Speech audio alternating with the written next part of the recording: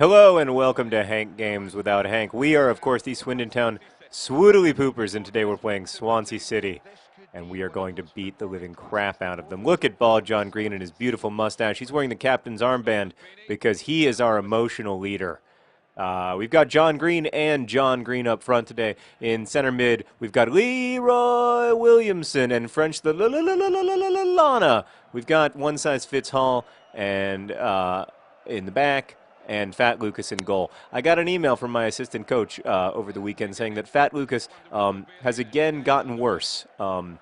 His skill level, which was initially 62, is now down to 57. We're not seeing. Look, we're loyal to Fat Lucas. He's our keeper, and he always has been. But his skill level is getting worse and worse, and I don't know what that means about his personal life or what he's been up to off the pitch. But it's disappointing because obviously we're invested in Fat Lucas, and we don't want to be put in a position where he can't be our keeper anymore. But if we're gonna be if we're gonna have to make that decision. If we're gonna be a great team, where are we gonna place loyalty and where are we gonna place quality? How are we gonna rank those things? And what are our values as a team gonna be? Those are difficult questions for a team like the Swoodley Poopers, and I don't have easy answers. And I think that in time I may come to look to you for those answers. You, the supporters. A lot of clubs in English football are owned, at least in part, by their supporters, and more and more I'm thinking that is the solution for the Swindon Town Swoodly Poopers. That's something that you'd be interested in. If you love the Swoodly Poopers enough to want to be a part of the club's future, that would, of course, be it. Oh, that's disappointing. Other John Green can't get it between the pipes, as they say in hockey. Um, so, but I'm interested to know if you guys, serious, it would be for charity, obviously, but if you guys would be interested in owning the club, essentially, and there would be you would all be, or any members would be board, like basically members of the board of directors, and you would help me pick the starting lineups and do everything else. Let me know if that's something that interests you. Oh boy. John Green to John Green. Goal! Yes! Hug each other. Oh, wow. That's, yikes. Wow. Wow. That's going to be screenshot. Just beautiful stuff. That's when one John Green passes to another John Green and magic happens. So, Swansea City already down 1-0. So today I'm going to talk to you about writing for the movies and my experiences writing for the movies. I wrote goal! It's Perry Perry! Yes, great job, Perry Perry. You've become a fixture of our squad, and I'm proud of you. Wow, it's great stuff. Look at Leroy Williamson; he's delighted.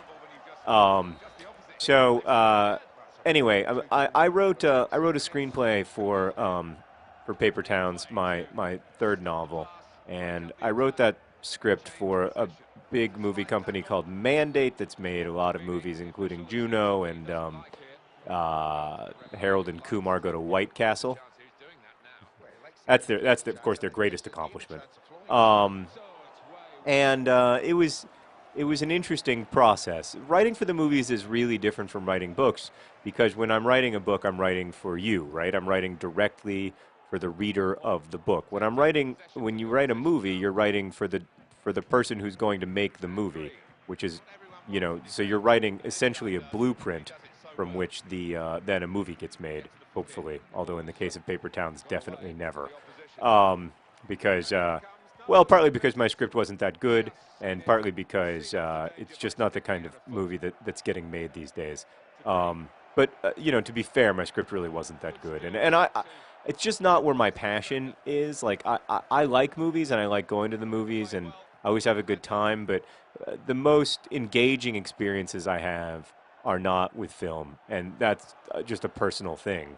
That's some people experience life that way and some people don't, and I don't think there's a better or worse way or anything like that. I just think it's my my way.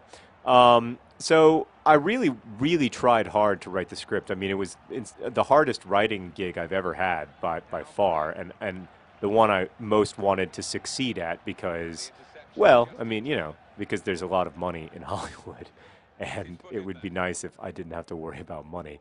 And in my mind, I was thinking, if this works out, I can be writing can be it can finance my writing, and I won't have to worry about selling Fat Lucas. That you can say he's a 57, but that save wasn't a 57. That save was 100. Um, I thought that it might be a way to make it easier for me to write the stories I wanted to write and not have to worry about money, and that would have been fun and cool and everything.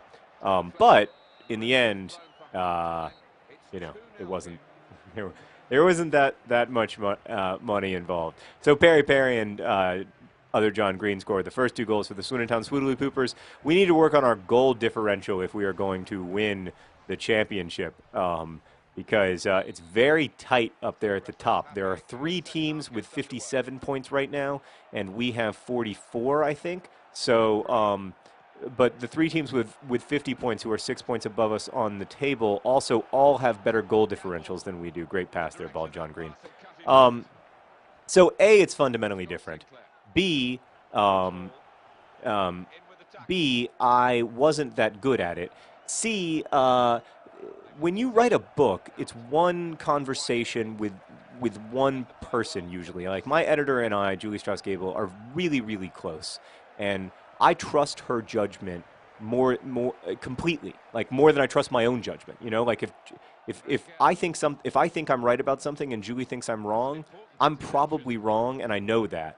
But in movies, there isn't just one other person in the form of an editor who's having that conversation with you. There are dozens of other people, and they often disagree, and it's very hard to know like whose judgment to trust. And oh, ball, John Green goes for the far post, should have passed.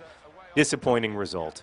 Yeah, you had that whole part of the goal there. You could have that's where you should have put it. Um, so yeah, it's tough. You don't know whose judgment to trust. You don't know whose advice is good advice and like whose advice is just going to be disastrous for the movie. And there are a lot of people telling you a lot of different things, and it's very hard to make everyone happy, but you have to make everyone happy on some level, because the other thing about movies is that they are incredibly expensive, right? I mean, like it takes, oh, Fat Lucas.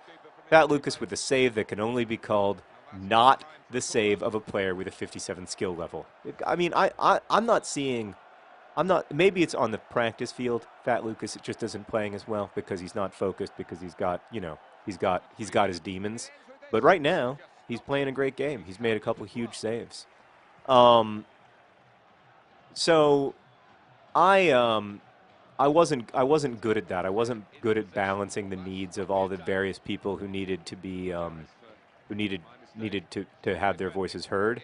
And it's a real skill. Like there are some people who are really good at it, making sure that everybody feels like they've been listened to. But I was not good at that at all. And in trying to incorporate everyone's ideas, I ended up making the terrible tackling. I'm going to need you, Fat Lucas. You scared him. You scared him into missing the shot, and I'm proud of you. But in trying to like make everyone happy, I ended up making no one happy, as is often the case, and and so it didn't work out.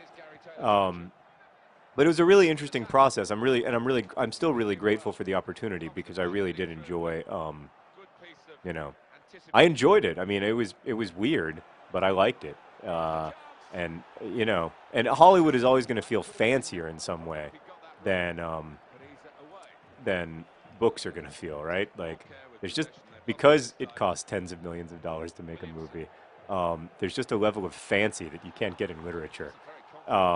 And that part was fun, like the going to the lots of the big studios and everything. Like that was really cool, and I mean, not something I'd forget. But yeah, I just don't think I'm going to be good at it ever. And I also just don't think it's where I want to spend my time. Like I'd rather be playing, I know this sounds weird, but I'd rather be playing FIFA for you guys directly than trying to convince someone to spend 10 million, 20 million, $30 million to make something that, you know, may or may not be good. Oh no. Oh no. That was my mistake. Oh. You guys are always getting on me about failing to clear the ball. That's another example of why I desperately need a board of directors to run the Swoodly Poopers, because I'm not good enough. You know, like my decision making is just questionable, and I need the board of directors to you know, to hold me accountable essentially, and also to you know, help me out with tactics and starting lineups, and you know, teach me some skills, and to, you know, encourage the boys, of course.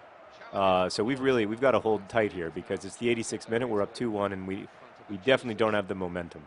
Um, oh, look at that. Look at other John Green. Just so tough. Goal. What a, oh, he's so tough. I love it.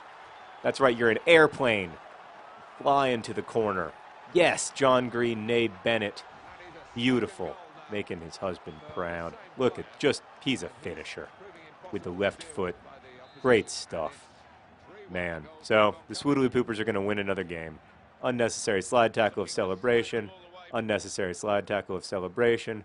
You guys can do whatever you want. You can score another goal. Doesn't matter. Doesn't even matter. That Lucas isn't going to let you score. Well, yes, he is. Oh, fat Lucas. Sorry, that was my fault for doing unnecessary slide tackles of celebration. Yet another reason that I need a board of directors to give me directives such as, hey, maybe don't do unnecessary slide tackles of celebration because our goal differential matters, dumbass. But that's the end of the game, and these Swindon Town Swoodly Poopers have won again, thanks to 2 goals from other John Green and 1 goal from Perry Perry. The Swansea Cities are smelling their armpits in shame. Look at other John Green, looking great. He used to be a Bennett, but now he's a Green. Thanks for watching Hank Games Without Hank. You will hear me next time here. I don't. Is that the, did I do it right? Best wishes.